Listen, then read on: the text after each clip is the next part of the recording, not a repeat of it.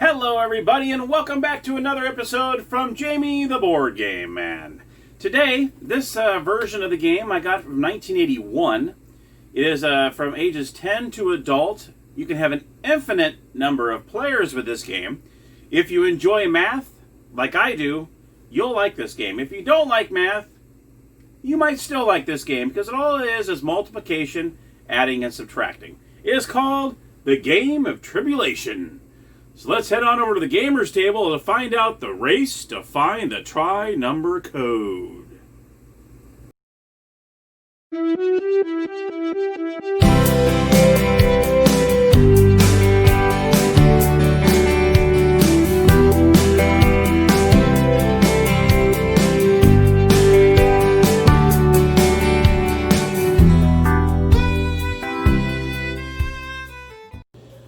Okay, here we are at the gamers table, and not much to the component side of things. We have the good old instruction booklet, and I think I forgot to mention in the introduction, it is from Whitman Games, by the way. I just realized I didn't mention them, so sorry, Whitman. But anyhow, this is the instruction booklet. Very, very easy to read, very, very quick. Shouldn't take any time whatsoever to learn how to play the game. You just got to get your brain ready, that's all. So here is the instruction booklet that comes with it. And here is the plastic game board. So you can see it's kind of flimsy, pretty nice. And what you're going to have is it's a 7x7 grid, and you're going to have these number discs. You can see they have numbers on all these. You also have these numbers as well.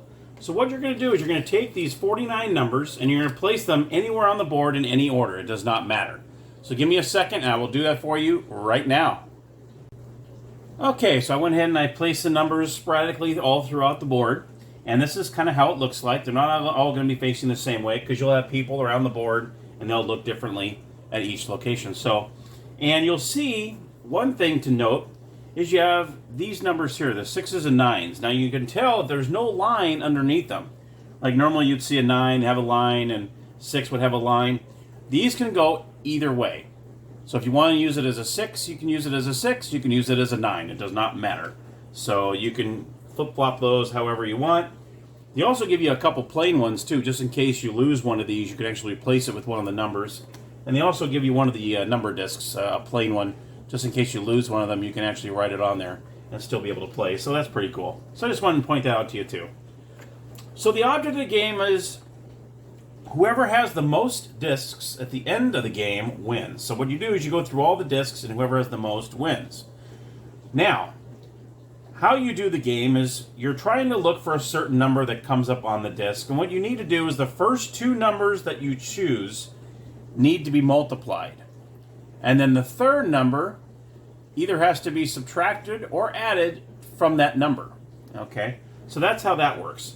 So for instance, the first one comes up is 33. So what you're going to do is you're going to try to find two numbers that multiply, and then you can add or subtract the third number to make 33.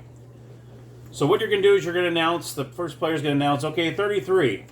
Then everyone's going to look on the board and try to see a combination of numbers that will come up 33. So for instance, in this case, I can say 33, 8 times 4 is 32, plus 1 is 33. So if I get it right, I get to keep the disc.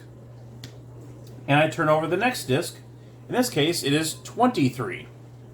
So everyone's going to start looking on the table and go, okay, let's see if we can find a 23. Up, 23. 7 times 3 is 21. Plus 2 is 23. And then that player would grab the 23. And so on. Now, you can make a rule, going through all these, I think your brain would probably be hurting after a while. But it does say to go through all the discs. Whoever has the most discs wins. And that's why there's an infinite number of players. You can have as many players as you want. It doesn't matter. Whoever has the most discs at the end of the game wins. But if you only have a couple players, maybe 2 to 4, maybe you can say whoever has 5 wins or something like that, because by then your brain will be fried. For instance, and the next one is 43. Okay, so you'll be looking at 43, and you go, 43. And then you have 8 times 5 is 40, plus 3 would make 43. And then that player would get that disc. And we'll do one more. Last one is 50. So let's see who can find 50. So what you're going to do is you're going to start looking around. 50. Let's see here. And let's see what we got here. How about 50? 9 times 6, okay, is 54. Minus 4 is 50. And then that player would get that disc.